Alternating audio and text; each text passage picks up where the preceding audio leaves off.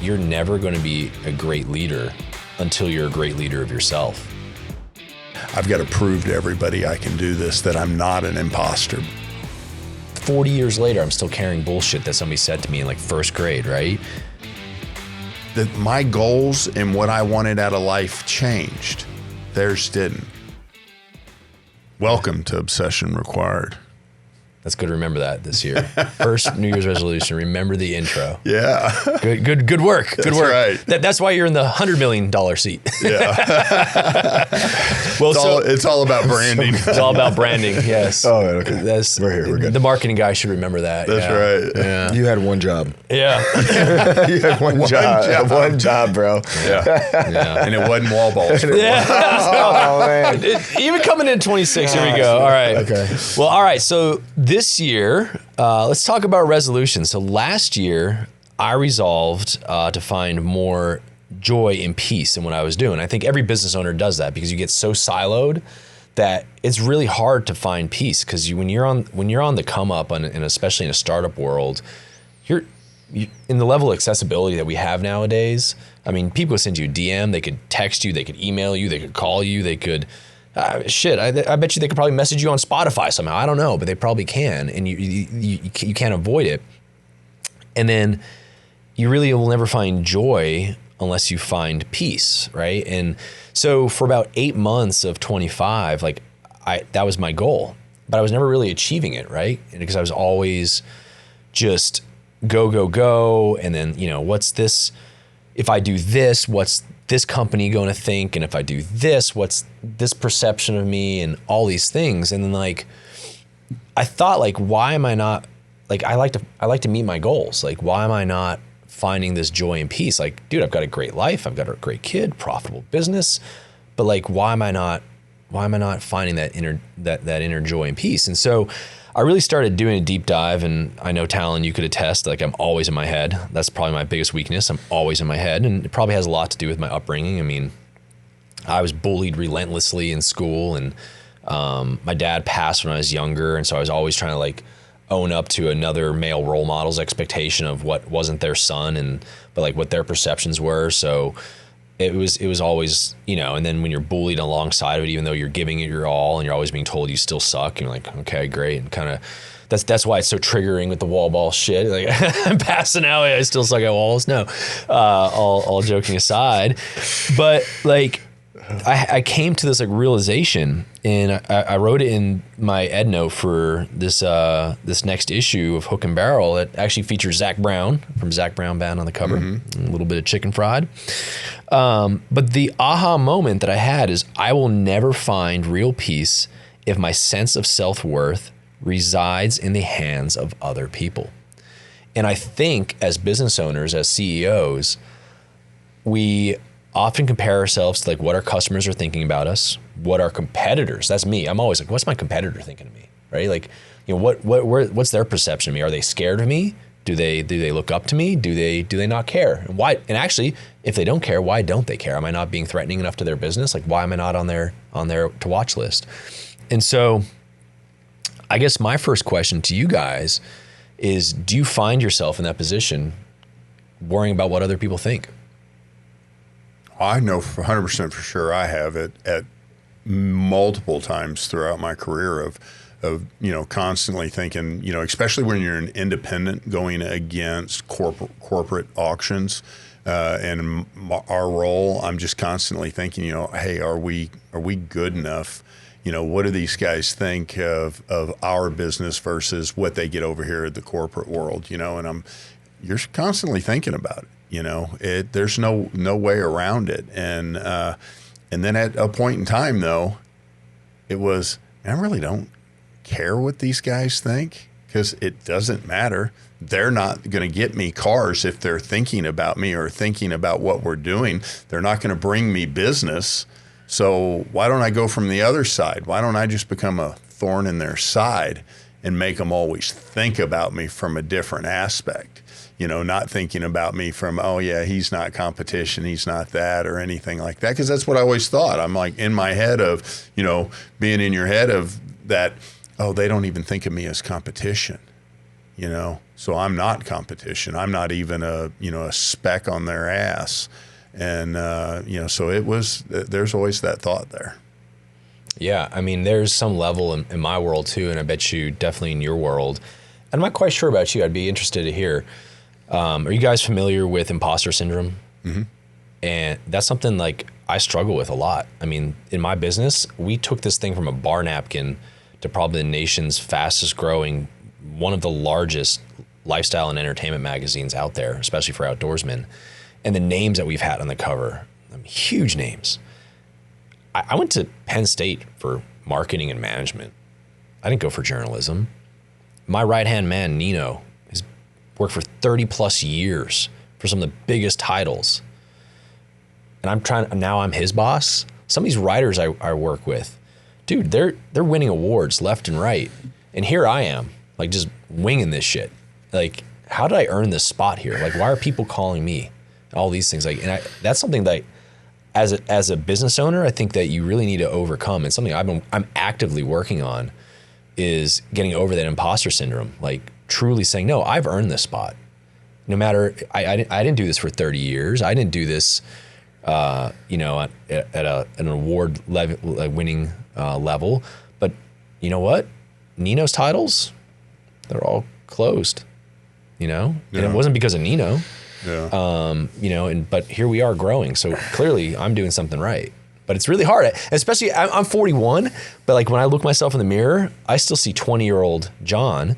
And I think like you're always raised to respect your elders. Yeah. Right. And I view myself as like, I'm not going to tell some of these people what to do. They're 20 years older than I am. Yeah. But you know what? Yeah, but you're their boss. I'm their boss, right? And you struggle with that. Yeah. Well, I get the imposter syndrome thing because I went through that scenario kind of in a different way, though. So when I sold the auction, my first group, when we sold out, I had my brother and I had my dad were involved in the auction with me. And, so it was always, okay, was it really good? Because I had them. Now I'm out on my own. And I don't have them there anymore. I'm having to take on every single one of those roles now. Am I going to be successful? Or was I only as successful as I was because I had them as, whether it was the backstop or they were, able to get me to the place I needed to be. Now I got to do it all on my own. Am I going to be able to do it? So I went through that where I was in my head on that constantly, and if I was good enough to be in that position. And it drove me up a wall. And I had to get out of it. And I had to get out of it in a hurry because I had a lot to learn. I went from, my brother was always the GM of the auction. I mean, I was the GM, but I was the face of the auction, so I was just I'm out there, I'm doing stuff. But my brother ran the auction. I mean, he was the nuts and bolts. My dad managed all the money and did all that. But, when it came to dealing with employees and customers and stuff like that, I dealt with the sales side of the customers. I didn't deal with the problem sides. I dealt with all the victories, That's awesome. And then, so that role completely changed. I had to go from not just being the face of the auction, but I had to, I truly became the puppet master. I had to get out there. I had to be able to manage everything that was going on the playing field at the same time. And I wasn't used to that. So I had a very short window to learn that, that's where that prove it mentality comes in, though, that I've always had. I've got to prove to everybody I can do this, that I'm not an imposter, because I was sitting there telling myself I was. Yeah. Talon, you've been awfully quiet. Either you've got nothing to add or you've got something deep. Or you're sitting over there just diving way in. So there's two ways. Like I can hit on imposter syndrome, but like the other direction, I can apply this to business, or we can take this down my DMP psych route and we can go therapy session. So let's start off the New Year's with a good therapy There's session. one of two. We'll go into this. So first of all, with imposter syndrome, I just want to acknowledge both of you guys. Like that's something very normal that everybody deals with. Like I'm dealing with it right now. Look, I'm not an elite 15 athlete, right? I'm not an elite running coach, but yet my program's one of the fastest growing in the US. We make world qualifiers hand over hand. We're on the podiums or in the top 5 at every single race we go to. But you look at all these other athletes, you look at their social media, you look at what they have accomplished. And so sometimes I will inherently again, be like, man, do I really belong in this space? Like, why does my training like matter? And then what I want you both to go to, and what you guys are telling me, is you guys have invested a lot of time, a lot of money, and a lot of effort into both of your professions. Am I correct? Oh, correct. 100%. You guys have done every single thing in your power to know anything and everything about your space, correct? I don't know if I could accurately say I have 100%, but Not 100%, but a lot. Yeah, a lot. Right? Yeah. Okay. I mean, I got 35 years invested. 35 years invested in this. Correct. Exactly. Yeah. I've been in this sport for 4 years. I've been in fitness for 15. Yeah. I've been studying, not just studying like, oh, like what's a cool Instagram post. No, I'm going to research articles from exercise physiologists, from sports performance people, and I'm doing that. Yeah. I am a good coach.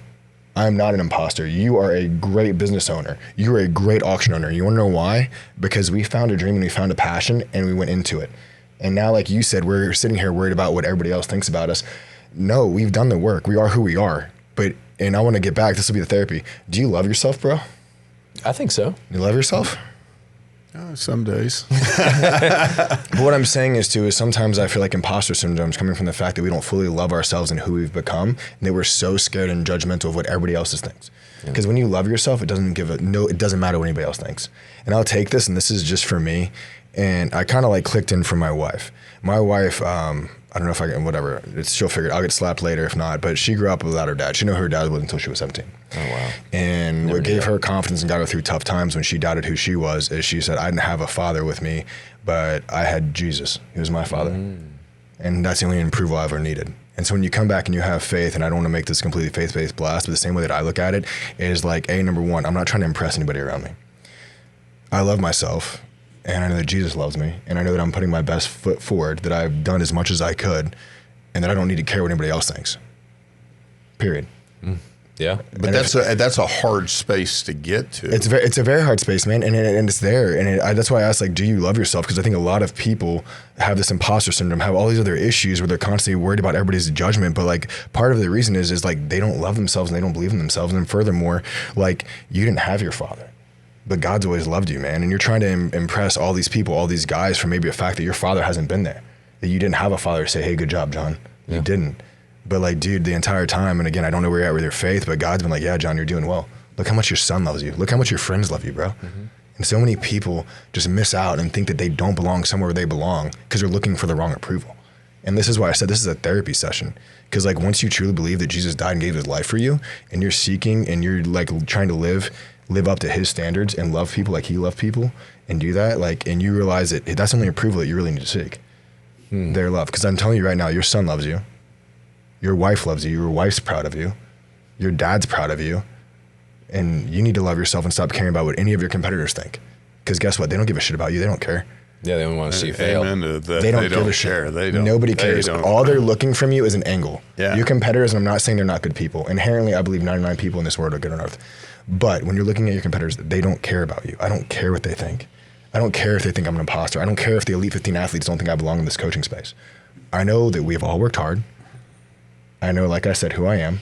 I know that God loves me. I'm seeking his approval, and I'm going to work hard for my family, my friends, and all those that I love. Because y'all know I belong. I know you guys belong, and we're going to own our spaces. So do you love yourself? And if you have a problem loving yourself, whose approval are you seeking? It's probably the wrong people's approval. And then once you come to that peace, you're going to be fine. And that's when I told you guys, I don't operate from a space I have a chip on my shoulder. I don't operate on a space of where my competitors are at. I got all the approval I need. And it comes back to kind of like we said, like this imposter syndrome. Like, have you looked yourself in the eyes and asked yourself who you really are? Because and that's where that change is coming in, though. Of I know for me, you know, I've gone into and I know this is where I think this whole thing is kind of going to is that self-development. 100%. That you're looking for that permission in yourself to say, it's okay to be who I am. It's okay to go and make these changes because the person I'm becoming is a better version of who I am right now. And that's what I've definitely been on that path for, at least 2 years now and changed multiple times as I've gone along this path. 100%. I think part of that change too, and like I'm talking about looking yourself in the mirror, like have you looked in the mirror and forgiven yourself for your gambling mistakes? Yeah, no. No, you haven't. Like, have you ever looked in the mirror and said, you know what, like, I made these mistakes, but that's not who I am? Have you ever done that? Have you ever looked yourself in the mistake and like acknowledge yourself and looked yourself dead ass in the eyes? It's the hardest thing to do. You can look at other people and tell them your problems, but have you looked at yourself and said, you know what? I am loved. People love me. I love myself. I'm a good person. I'm a great business. Have you done that yet? No, I can honestly say I've never done that. Try it, because you're going to operate in a completely new space when you guys give yourselves permission to acknowledge the mistakes that you have made, and then you acknowledge even the fact, the positive things. I'm one of the best car auction owners in the entire United States. I'm one of the best. I am the best. Hook and barrel, like, what'd you say, magazine? Publisher. Okay, I didn't know the right word. Magazine in the space. And you know what? My dad's proud of me. You won't have imposter syndrome anymore because you're your authentic self. Look, we all make mistakes. We all mess up. And I think sometimes our insecurities are what make us have imposter syndrome. Yeah. And our mistakes in the past and and we don't know the future. It makes us have imposter syndrome because we don't really know who we are. And we haven't forgiven ourselves from our mistakes. We haven't, again, found that space in our heart to open up to really who we are. And once you've done that, and that comes with the good, that comes with the good because you're really hard on yourself. That comes with the bad, the mistakes that you've made. Yeah. But none of that defines us. And to be the leader that we need to be and to step out of our head, again, you have to look yourself in the eyes, give yourself permission, and then reinforce who you are and say it to yourself and believe it and actually believe it. And then you won't be an imposter anymore. Because most of the imposter syndrome is you're not an imposter to anybody else. You're an imposter to yourself because you're lying to yourself and making yourself something that you're not. And oftentimes you're a much better person. You're much more successful. And you are so much, I don't even know the word for it. You're so much more special than you give yourself credit for. But nobody wants to look themselves in the eyes and tell themselves that. And it's because we hold on to so much shit in our lives because we think that we're different than everybody else. I have fucked up more than you guys have ever known. I've done some really fucked up things in my life. But I know I'm a good person. And I know I care about people. I know I'm a good father, I'm a good husband, I know I'm a good business person. And guess what? Like, I know Jesus loves me, man. Like, what else do I have to do? Who else can tell me anything? Well, I think that's one of the greatest things. It doesn't matter how much you fucked up, what you've done. It's you start over. You start over, man. Once you get to that forgiveness spot. But that's it. People don't want to go to that spot. Yeah. People don't want to look themselves in the eyes to be like, you know what, man, I had a drinking problem. I ruined lives. I ruined relationships. That's not me anymore. And you know what? I'm sorry that I did that to myself, but you know what? I'm going to be better. You know, I'm sorry that I made a bad decision with my employees. I'm sorry I didn't show up to every day at work, you know, or take care of my coaches like I could have. But that's not going to be anymore. I'm sorry I didn't give all my effort. That's not going to be anymore. Once you can do that and free yourself up, dude, you're not an imposter. You're going to be your authentic self. And guess what? You might have to do that more than once. We're not perfect. We're not going to get it right. Yeah. But until you do that, man, you're the only imposter. The only person you're an imposter to is yourself. And people need to understand that. You know what? On a side note here, we were talking about friends, my wife, Natalie, and I. And a lot of people have a lot of baggage and a lot of shit. And they like double lives, like, you know, finding out that friends had this going on or that going on when we just thought other things. And truthfully, Talon, Natalie said the other day, she's like, you know who I just think is as authentic as the day is long and who's just a damn good person? She's like, Talon.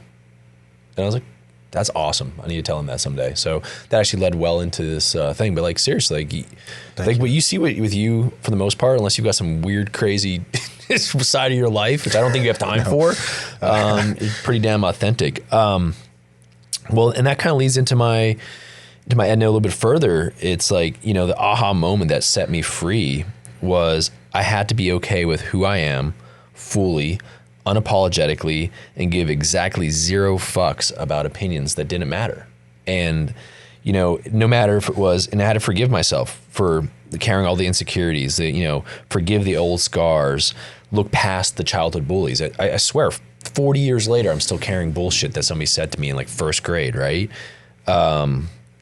You have to, you know, be okay with mistakes. You know, you have to forget those mistakes or the expectations that never belonged to you in the first place. But here's the first thing that I learned. Number one, you cannot heal in environments that constantly remind you of who you used to be. Some people only know an outdated version of you. They're committed to that memory because it keeps them comfortable and allows them to judge the old you against their current self. And I know you've dealt with friends like that. I've dealt with friends like that. Yeah. And I think sometimes as business owners, right? Like people, you tell, man, I'm going to start this great new magazine company. Well, they think about 25-year-old John, AKA Darren, who would, slam a sixer and decide he was going to like try to do a cannonball into the freaking public pool in somebody's wedding or something. You know what I mean? Like I was wild back then. Yeah. And if my competitors knew me back then, they're like, what is this fuck up doing right now? Like why? And in my own head, I'm like, is that what they're thinking about me? But is that really still me?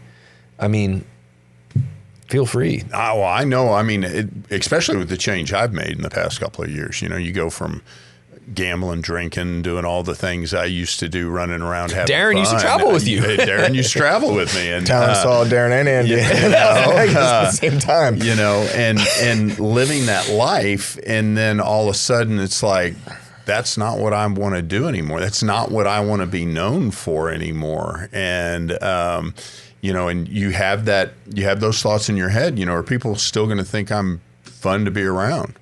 I'm not drinking anymore. Did they only like the Andy that's out, here having the good time doing all these things? Are they going to enjoy the Andy that just wants to sit around and maybe have an actual conversation and talk about things that actually mean something besides, hey, what are you doing? A slur conversation. I did appreciate the sock puppet conversations we used to have on my front porch. Oh God. But it just, I had friends that completely just, man, I just not sure what's wrong with you. Something was wrong with me. Mm-hmm. Wasn't that, and I'm like, and then you start thinking in your head again, man, did I do something wrong? And then I was like, man, fuck that, man. Why am I worried about this? I don't want to be that person anymore. That's not the person that defines who I am or who I'm going to be. It's because you validated them. You validated their decisions. Yeah. And they lost their validations and you showed them the right path, but they needed to feel validated that their habits were okay. Well, and that's why they continue to, and then they'll talk shit. Yeah. They'll go back find to somebody else. And it's not just that. It's, do you remove a part of your friends that you're around? Yeah, because they don't have my goals and what I wanted out of life changed. Theirs didn't. I gave them the opportunity of saying, hey, I'm going this direction. If you're interested in a really good time, you have to quit doing these things if you want to go on this journey with me. It's going to be a hell of a ride. But you got to give up this, this, and this in order to go on it. Are you willing to do that? If you're not, great. We're just not going to hang out anymore. Yeah. And what I've seen, and this is kind of back to your point, it was about the approval of others, correct? Going into that. So people are often so scared about losing the approval of others that they will continue down that same path over and over again just to have some sort of reinforcement and approval. And that goes back to what I said. Like, you have to be okay with yourself, because guess what? Like, you're not going to have the approval of people to make hard decisions in your life that are required to be successful or live the life that you want. The life that you guys are living right now, the life that we talk about living, the life that's available and open to everyone is going to take them taking a step that's going to have the least amount of approval by the most amount of people, because it's a life that the 1% choose to live because it's hard. Nothing about what we do is easy. Well, it's hard. And I know good and well where I'm at right now, where I will be in 26 will be completely different. I will be making myself evolve even more. Maybe I'm not talking about like from the drinking side or stuff like that, but as a person, as a leader, going and digging further into myself and further developing and maybe getting to that point where you're like, hey, do you love yourself? Have you told yourself that in the mirror or whatever, and forgiving yourself and becoming that better person. I'm constantly going to be on that journey. I don't want to be who I am today at the end of 26. I want to be somebody. I want to be a better, more authentic person than I am today. Well, that's coming into my 100%. next one, is stop apologizing for evolving.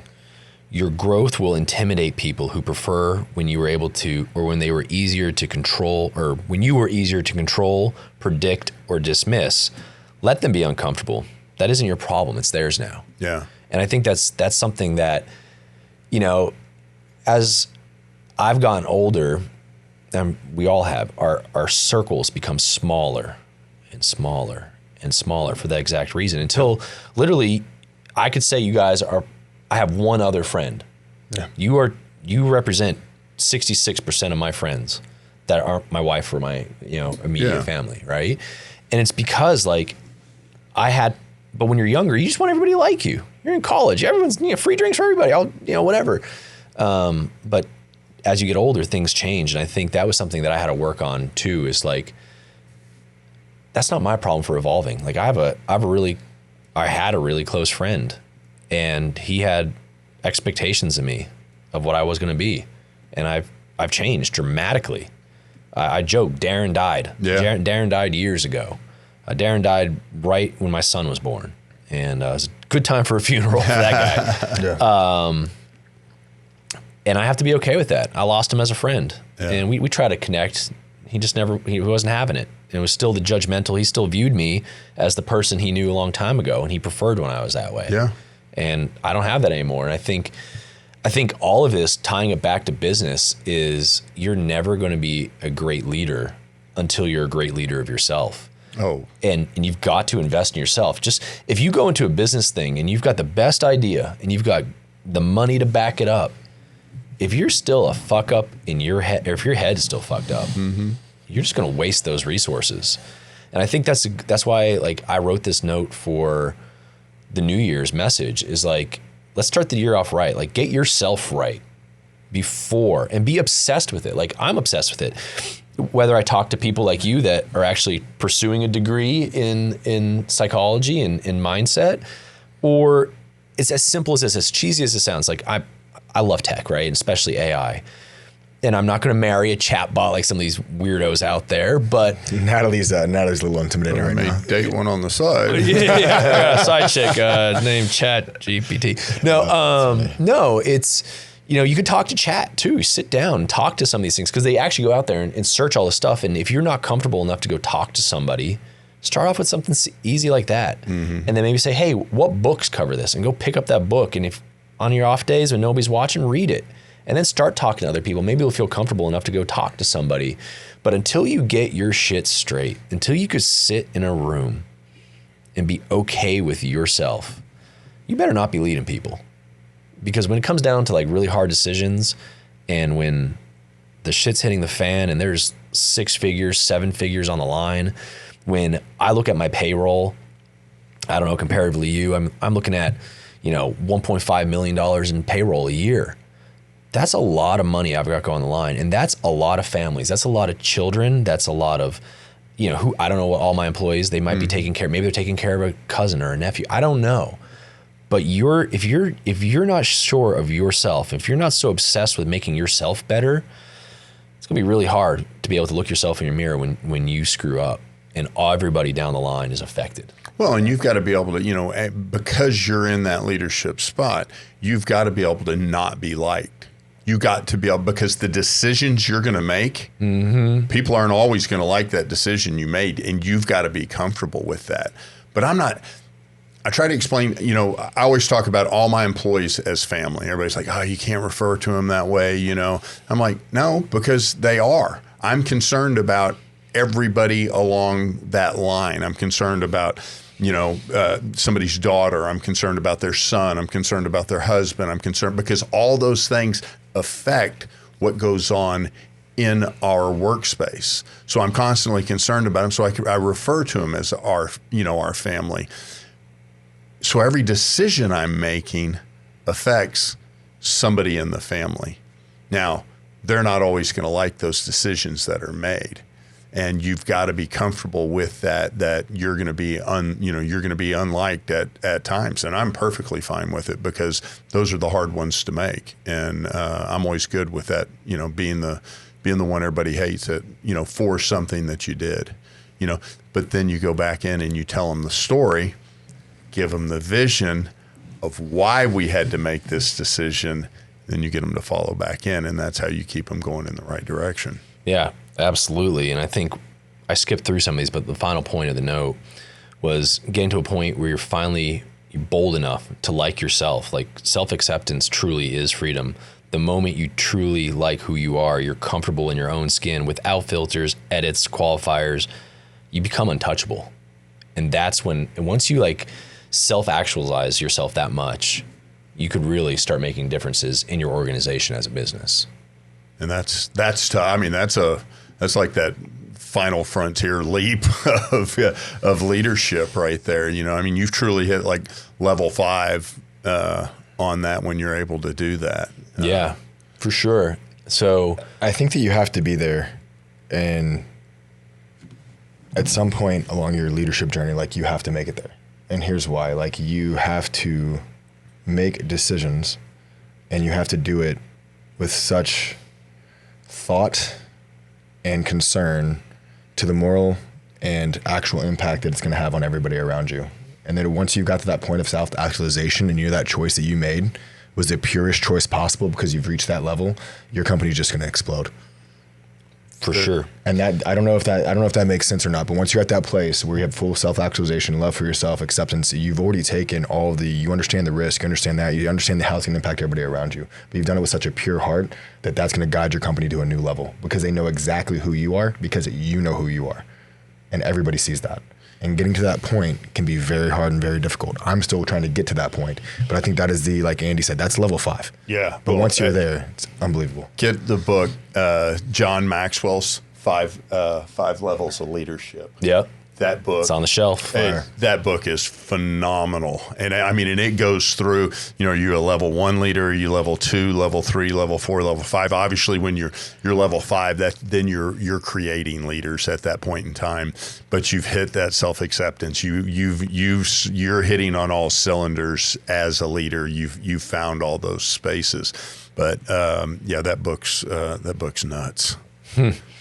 Yeah, I haven't read that for a while, but so I picked it up. I got through part of it. I've got like book ADD. Do you guys have that? Like I'm on. Well, no, because I'm reading like 6 books at a time. I have to. Only time I'm doing that is when I'm on a long book, like the other day I was reading the history of Texas, and it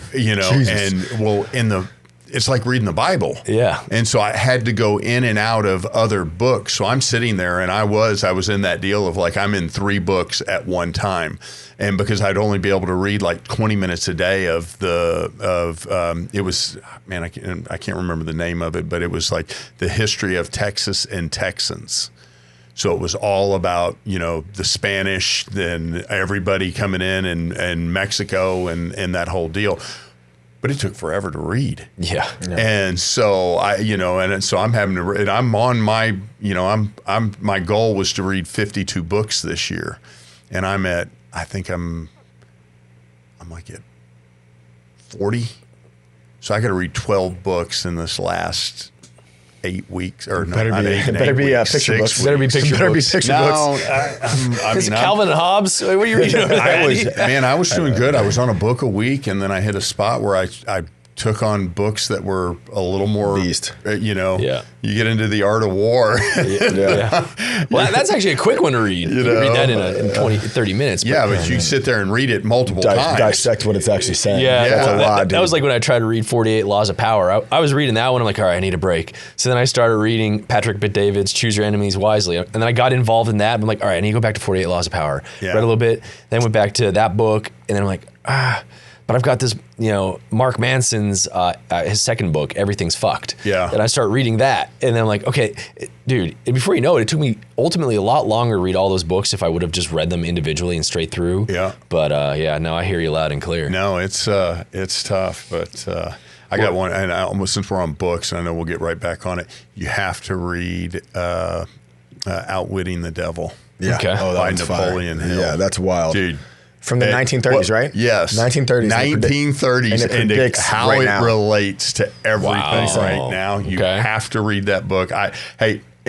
Everybody that is a must read in life. Next to Think and Grow Rich by Napoleon Hill as well. Those 2 books, hands down, if I put books that are more influential on everything I've done, it's those 2 books. Outwitting the Devil literally... You'll look at your life and society now and be like, how did he know that in 1930s? When you look at what was actually occurring in the 1930s, like pre-World War II, you're like, jaw drop. Yeah. Period. I can't say the anything. family wouldn't release the book until he was dead. Wow. Yeah. Okay. All right. It's crazy, Jump man. on Amazon right now. Yeah. No, seriously, everybody should. Everybody should. Right now. That book is... No, you can listen to it free on YouTube.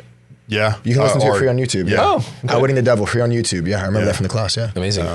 Well, so then that leads into New Year's resolutions for 2026, right? What's an intentionality? I always set goals. If you're listening to this podcast, set goals. Step one, set goals. Write them down. But what's your resolution? What are you thinking, Andy? What are you going to do? You try to read 54 books? No, I want to stay. The 52 is that's aggressive. That it is, and it's tough, especially when you get behind, and then you're like, okay, I gotta devote almost a full day to reading. Like I spent a Sunday, and I'm like, I didn't want to go to school. I wanted to read and enjoy the books, and now I'm like, okay, I've got to get caught up on my challenge. So, if I make it, I make it. It's one of those deals of, I told y'all earlier, just in passing conversation, I had this a meeting last week with my managers, and we were talking about goal setting for 26, but what goals did you set in 25 that you didn't achieve? And why didn't you achieve those goals? Because then I think that's real important to going into what is your goal setting for 26. Did you put unattainable goals out there in the first place? And that you had you wrote down, oh, my goal for, is to, I don't know, climb Mount Everest, Well, you're never going to climb Mount Everest because you're never going over there to do it. Yeah. And I have a friend that's doing that next year, actually. Yeah, God bless him. It's not on my list of to-do list. It's not a bucket list. It's not on any list. What I think's funny about that too, setting the goals, and I'm guilty of this. I just realized it. Like I set my goals, I never wrote them down and put them in front of my face. Yeah, I'm going to an event on December 11th and 12th that is nothing but planning. And put it in your face. Right in your face. It's got to be. Everything. And it's all about business planning and goal planning for the year. And I'm doing that in December.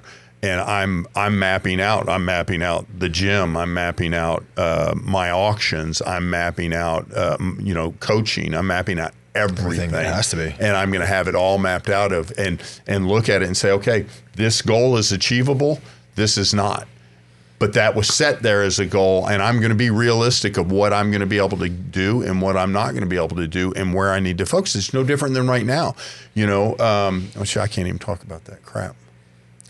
Never mind. Well, let me pay you a compliment. You said all the things you had going on, and you said gym. And I remember old Andy. The gym or owning a gym was not in the equation. The only time you were running was running from the bouncer. Yeah. I mean, that was the deal. Or running to get another drink. Yeah. I'm going back to the bar. No, dude, in your life, no, you had the bottle girl next to you. Yeah. Here you go, Mr. Dunning. Well, it comes full circle, right? Because I was after we ran the 40 miles, and I told him about the new space we were looking at, and then that's when the whole call coming back to the podcast. That's when the call came up and said, "Hey guys, I'm in trouble," and he was like, "Well, I had a feeling in August I was going to partner with you on this," and then obviously the rapid growth in the last 6 months, and now we're sitting down talking about our goals for 2026 and how we're going to blow up hybrid training here in Fort Worth, and we're going to blow it up online, and it's just cool. But I think that's really awesome that you're going to the full planning, and I think that people need to do that more often, but be intentional. And one thing that I want to throw into that whole idea of planning a goal, I would recommend that everybody sets a very small goal achievable within the first month. You got to give small wins. You got to have a small win. And if you don't have a win, then you're going to get depressed. Like, it can be simple. Like, I'm going to go to the gym 4 times a week, just because we're in the gym, right? 4 times a week for the first month of January. Not 7, not like 50, like 4 times a week. But that's why so many people burn out on the gym at the first deal. They're like, oh, hey, I'm going to go to the gym. They go to the gym and they're like, kill it. And then guess what? They're sore as fuck because they haven't been to the gym. They haven't built up any of that. No. And they're completely, and they're like, you know what? Now the excuses are coming. Yep. I don't need to go to the gym, man. I'm too sore. I've got time for it. I don't have time for this. There starts that cycle. And that's why people quit going to the gym so fast. That New Year's resolution lasts for that first 30 days, if that long, and then they bail on it because they become too sore. Yeah. And for this year, I dove in deep and I wrote in the ed note. So I have two. I didn't write one of them down. The more simple one is in business is the concept of elite simplicity. And I think that's something that everybody that once they start building a business should focus on. And what I mean by that is being incredibly good at doing one or two things. You don't have, like, I think so many people that they want to get good and they want to do a lot, right? Yeah. In our space, if you look at High Rocks competitors, they're running mud runs, they're running ultras. Dude, get good at one thing. Running 1,000 meters and doing these 8 zones. That's it. Be really good at High Rocks. Like, it doesn't make sense to be like training for an ultra at the same time you're training for High Rocks. Those are two completely different things, right? It's like when Jordan was really good at basketball and then tried to play baseball. You saw what happened. So elite simplicity in truly in my business is like strengthening what we're really good at right now, and that is publishing exceptional lifestyle and entertainment content. But what I wrote in the ed note, and this is a deep one for me, the next evolution for my New Year's resolution is stop being so judgmental of others. And why that hits hard is that's what I worked so hard in 25 to overcome, people judging me. As I looked in the mirror, I realized that the exact thing that I was complaining about and trying to overcome was exactly what I'm doing to others. And that was like an aha moment. I'm like, I literally, you were the bully? Oh yeah, in my own head, yeah. A lot of times, like if I walk into Starbucks and there was some like blue hair behind there with 3 nose piercings and a tattoo on her cheek, like, oh God, this person probably is this and probably that. But you know what? Probably just somebody that just wants a good family, just like I want to have a good life for my family. Somebody you just need to have a conversation with and ask a question and find out something about. Yeah, exactly. And I think there's so much to be found from that. I think that's such a problem, like in our country right now. We're so divided politically that each party has its own kind of like characteristics that we judge automatically around the back. Like, no, they're not part of our tribe. But at the end of the day, our tribe is American, and like I'll harp on. I don't want to get on a political soapbox here. But like realistically, like it's not make America great again. It's make America one again. And if we just understand each other, I don't have to agree with you. Yeah. Like I guarantee the blue hair girl does not feel how I feel. Yeah. Right. But maybe if I understood and we could actually have a real conversation, but that's never going to start if I'm being judgmental. If I'm being judgmental in a business atmosphere of my competitors, that's my perception of them. And I don't want to, it is dangerous to create a false narrative against your competitor in your own head. Like, oh yeah, they're doing this wrong, they're doing that wrong. We might be doing a lot of things right, and it's going to bite you in the ass one of these days if you just keep discounting them. Well, and it's okay to say that they're doing something this to me. Yeah. To cause you to create that enemy. Yeah. You know, to choose to build that up in your head to go, yeah, now I'm going to compete against them harder. Yeah. You know, but to go and say they're doing the industry wrong. Yeah. That's completely different. Yeah. So yeah, from a business perspective, so that's definitely mine. So that's what I'm walking into this New Year's with, is realizing like finding inner joy and peace comes with inner permission, and truly trying not to do that to anybody else. And then on the business side, man, elite simplicity. I like that. Talon? Mine is going to be, obviously we have the gym. Like that's very, very short changes to do that right, do it well. But I think that mine is going to be not to come to fruition, but my time has always been like buy your time back. So where you're getting to spend time with Jack, I haven't been able to spend a lot of time with my daughter and my family just because I've been grinding so hard. So it's about being able to buy my time back, to be in control, and to be able to finally put more into my family. Because my wife and daughter have been so sacrificial with their time as I'm on this journey to, freedom, essentially. They haven't gone by the wayside. I've done my best, but they sacrificed so much for me on this journey that I want to buy my time back. And I know once I graduate, that's me buying my time back. And then once we have the gym and by the way, the gym, the online program, what we're going to grow this to, like we're going to buy our time back, but we're going to do that not just for us, but I want to do it for my coaches and for those close to me. Like I want them to buy their time back. I want them to have that freedom.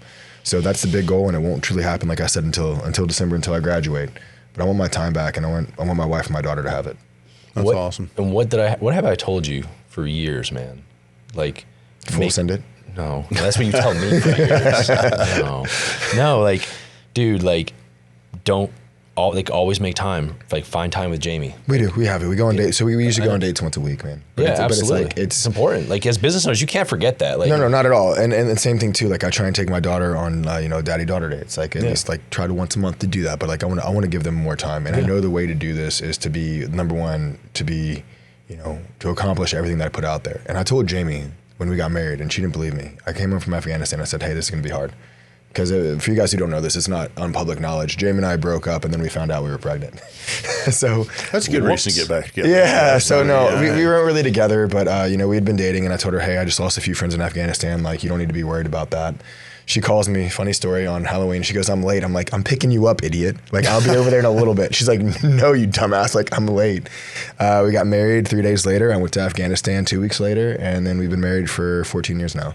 But incredible. I told her when I came back from Afghanistan, I'm like, hey, this is going to be the hardest thing you've ever done in your life. Yeah. Then we got through nursing school, and then, I had the gym. I'm like, hey, just bear with me. And she's bared with me through this. Like, any crazy idea I've had, she's been there. She's not bared with you. She's more than that with you. Yeah, it's funny. She's a rock. She is. Oh, it's crazy. What stuck out was what you told me at the last High Rocks race we were at, was that Jamie has agreed that if she's going to be part of the business, that she was going to do a High Rocks. Yeah. This is the girl who wouldn't show up because she was tired of watching him run circles around a convention center. Yeah. Right? She wouldn't do it. Now she's signing up.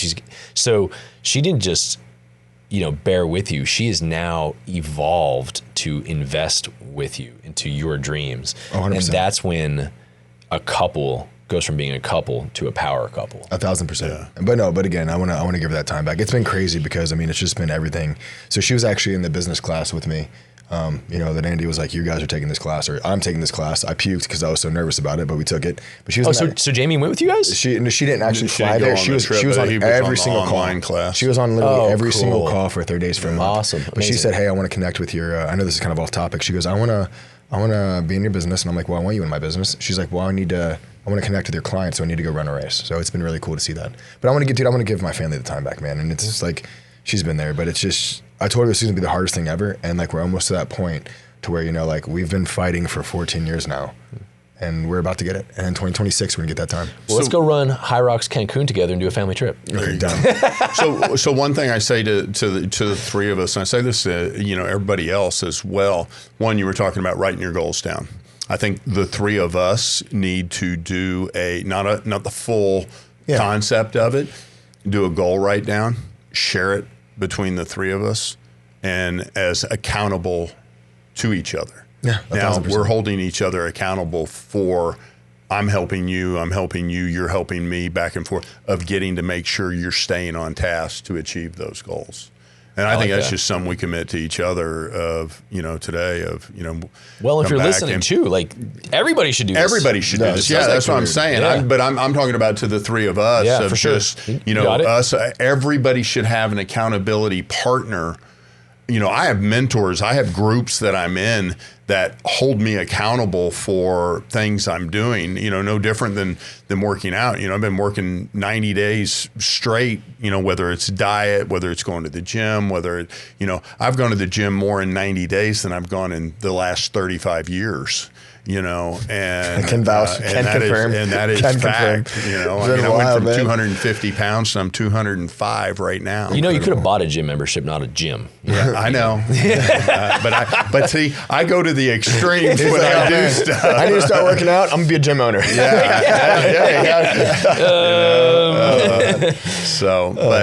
think it's a good spot to end for this podcast, guys. Absolutely. In 26, that's it, man.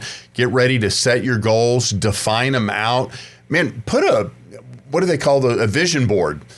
Start a vision board, or even on your mirror, write it down what those goals are. So every morning when you wake up, you're looking at where you want to be and the person you want to be. Know who that is going in 26.